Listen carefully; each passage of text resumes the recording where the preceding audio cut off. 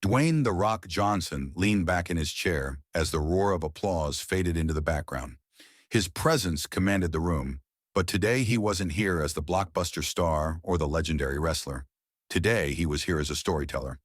"Let me tell you about a kid named Marcus," he began, his voice carrying the kind of warmth that could make even the largest audience feel like they were sitting in his living room. Marcus grew up in the kind of neighborhood where ambition often collided with reality. The streets were riddled with potholes, the schools were underfunded, and the air buzzed with both hope and hardship. But for Marcus, hope was tied to a basketball court just down the block. He wasn't on the court much. His sneakers, worn down to their soles, weren't fit for play. Instead, he stood off to the side, eyes fixed on the game, studying every move, every shot, as though he were preparing for his turn in the spotlight. The first time Dwayne saw Marcus was during one of his many community visits. For years, Dwayne had made it a point to visit underserved neighborhoods, offering food, advice, and an encouraging word.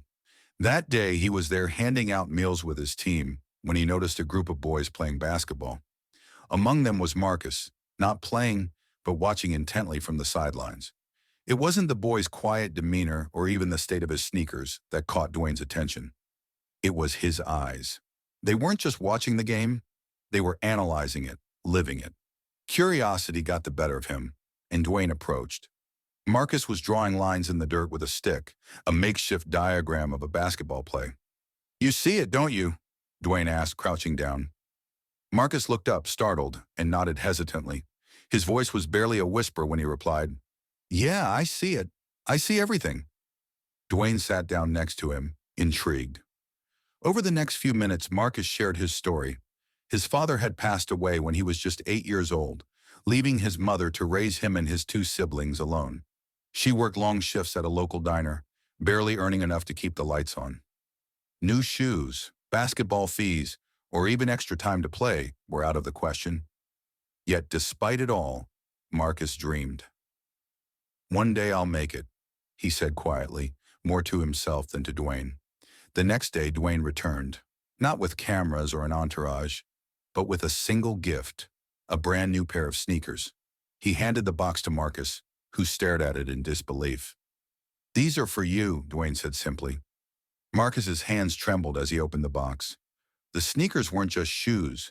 They were a lifeline, a symbol of hope. "I believe in you, Marcus." "Now it's time for you to believe in yourself," Dwayne said, ruffling the boy's hair before walking away. From that moment on, Marcus transformed. Those sneakers became his prized possession, and with them, he joined the local youth basketball league. Though he was initially shy and unsure, he quickly became a standout player, his quick thinking and natural athleticism earning him respect on the court. Dwayne didn't fade into the background either. He kept tabs on Marcus, attending a few games when his schedule allowed, and offering words of encouragement whenever he could. By the time Marcus reached high school, his talent had outgrown basketball. His coach noticed his speed during warm-ups and encouraged him to try track and field. Reluctant at first, Marcus soon discovered that running gave him a freedom he had never known.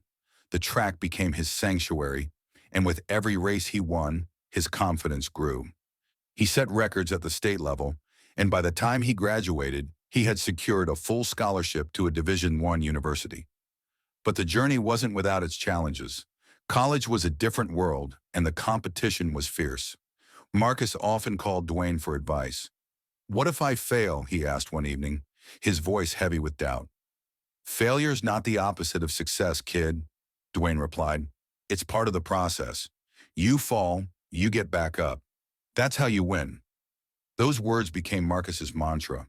Years later, Marcus stood on the starting line at the Tokyo Olympics, representing his country in the 400-meter sprint. The stakes couldn't have been higher, but Marcus wasn't thinking about the pressure. He was thinking about the boy he used to be, the boy who had stood on the sidelines, watching, waiting, and hoping. When the gun fired, Marcus exploded off the blocks, his strides long and powerful, his focus unshakable. As he crossed the finish line in first place, the roar of the crowd was deafening. On the podium, gold medal glinting around his neck, Marcus scanned the stands until he saw him. Dwayne was there, clapping, a proud smile on his face. Marcus nodded, a silent thank you to the man who had given him more than sneakers. He had given him belief. And as Dwayne watched the young man who had grown into a champion, he thought to himself, sometimes all it takes is one small spark to ignite an unquenchable flame.